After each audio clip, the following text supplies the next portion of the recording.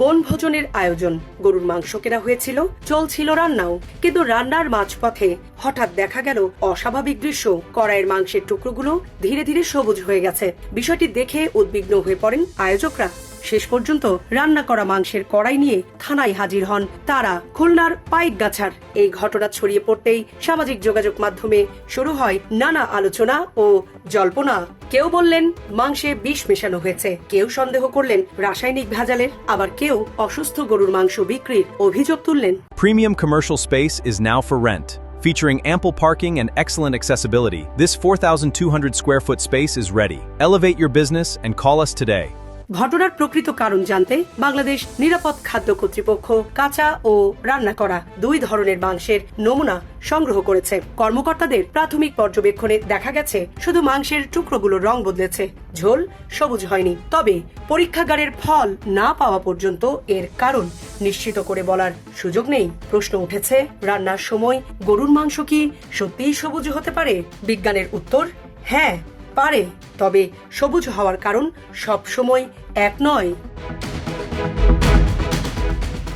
মাংসের অস্বাভাবিক রং পরিবর্তন খাদ্য বিজ্ঞানে একেবারে নতুন কোনো ঘটনা নয়। বিশ্বের বিভিন্ন দেশে গরুর মাংস সহ নানা ধরনের মাংসে সবুজ, নীলাভ কিংবা ধূসর বর্ণ দেখা যাওয়ার ঘটনা গবেষণায় নথিবদ্ধ হয়েছে। যুক্তরাষ্ট্রে শীতলীকৃত ও মোরগজাত গরুর মাংস, ইউরোপে রান্না ও সংরক্ষণ করা মাংস এবং এশিয়ার বিভিন্ন অঞ্চলে মাংসজাত খাবারে এমন পরিবর্তন নিয়ে গবেষণা হয়েছে।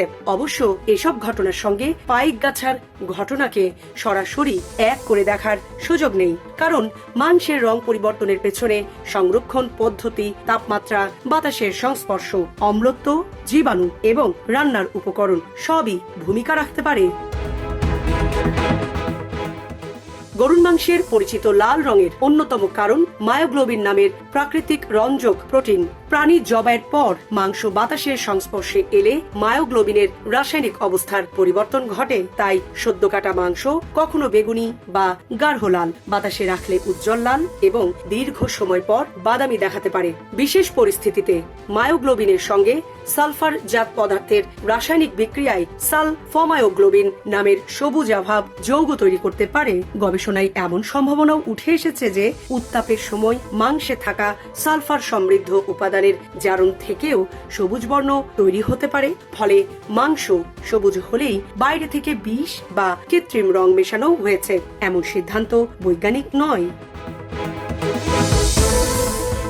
অবশ্য কিছু জীবাণুও মাংসের রং বদলে দিতে পারে। নির্দিষ্ট কিছু জীবাণু হাইড্রোজেন সালফাইড বা হাইড্রোজেন পার অক্সাইডের মতো পদার্থ তৈরি করে, যা মাংসের প্রাকৃতিক রঞ্জকের সঙ্গে বিক্রিয়া করে সবুজাভাব বর্ণ সৃষ্টি করতে পারে। অনুপযুক্ত তাপমাত্রায় মাংস রাখা, অপরিষ্কারভাবে কাটা, দীর্ঘ সময় বাইরে ফেলে রাখা কিংবা রান্নার আগে সঠিকভাবে সংরক্ষণ না করলে জীবাণুর সংখ্যা বাড়তে পারে। তবে শুধু সবুজ রং দেখেই জীবাণুর উপস্থিতি নিশ্চিত করা যায় না। দুর্গন্ধ, পিচ্ছিল ভাব বা অস্বাভাবিক গঠন থাকলে নষ্ট হওয়ার আশঙ্কা বাড়ে, কিন্তু নিশ্চিত হতে প্রয়োজন পরীক্ষাগার ভিত্তিক পরীক্ষা। পাইকগাছার ঘটনায় রান্নার পাত্র, পানি ও মশলার ভূমিকাও খতিয়ে দেখা জরুরি। ধাতব হাড়ির ক্ষয়, পানিতে থাকা কোনো ধাতব উপাদান, মশলার ভেজাল কিংবা রান্নার সময় বিভিন্ন উপাদানের রাসায়নিক বিক্রিয়াও রং পরিবর্তন হতে পারে। বিশেষ করে শুধু মাংস সবুজ অথচ ঝোল স্বাভাবিক থাকার বিষয়টি কৌতূহল উদ্দীপক। তবে এ থেকেও এখনই কোনো সিদ্ধান্তে পৌঁছানো যাবে না। একই মাংস পরিষ্কার পাত্রে, একই তাপমাত্রায় এবং নিয়ন্ত্রিত উপকরণ দিয়ে রান্না করে তুলনামূলক পরীক্ষা করলে কারণ শনাক্তে সহায়তা মিলতে পারে। সবুজ মানেই বিষ নয়, আবার সবুজ মানেই নিরাপদ নয়।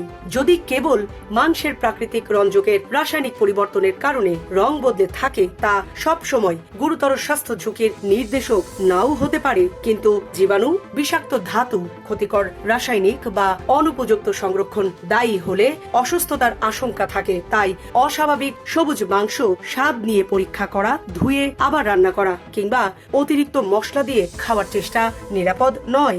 জীবন অবাক না করলে কে করবে? 28% মিল্ক ফ্যাটের অবাক করার সাথে ফ্রেশ মিল্ক পাউডার। জীবন অবাক করুক প্রতিদিন। খুলনার মাংসে বিষ ছিল, জীবাণু ছিল, নাকি রান্নার সময় কোনো রাসায়নিক বিক্রিয়ায় রং বদলেছে? ছবি দেখে তার উত্তর দেওয়া সম্ভব নয়। মাংসের উৎস, সংরক্ষণ পদ্ধতি, রান্নার পাত্র, পানি ও ব্যবহৃত উপকরণ সম্পর্কে তথ্যের পাশাপাশি প্রয়োজন রঞ্জক, জীবাণু, ধাতু ও সম্ভাব্য রাসায়নিক দূষণের পরীক্ষা।